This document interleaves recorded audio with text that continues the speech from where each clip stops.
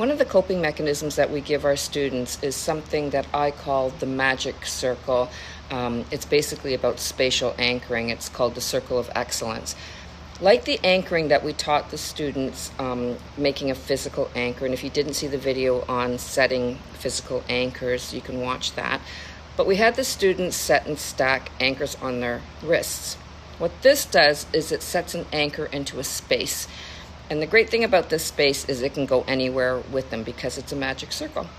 So the first thing I do is I tell the student, because you are so creative and have such a great imagination, I want you to place your imaginary circle on the floor. And I have them physically lay their circle down on the floor in front of them.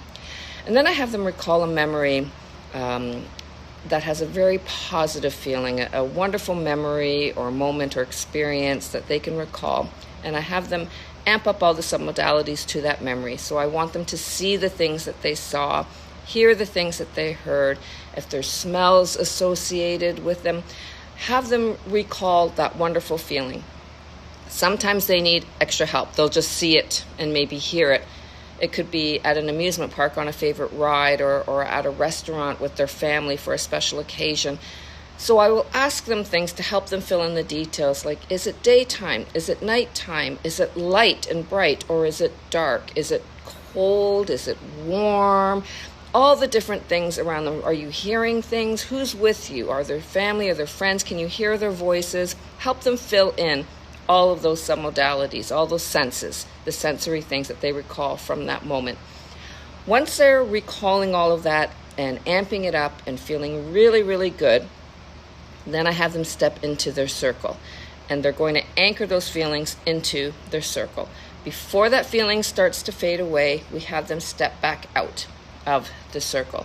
And I'm going to have them do this 2 to 3 times with different experiences, different memories, again, amping each one up, and just as they're starting to feel it, step into the circle. Let it flood them, anchor it into the circle, step back out. Then I ask them, what color is your circle? And they usually have a color. A lot of times it's yellow or something like that. And then I ask them to throw some magic sparkles into there. And what color are the sparkles? Some of them say the rainbow color, or have them throw those sparkles into the circle too.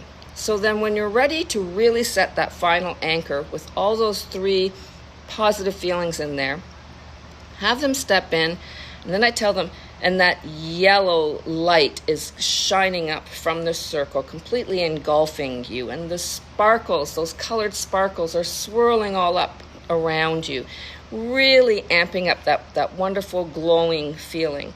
And then again, before it fades away, have them step back out. Then you want to test it.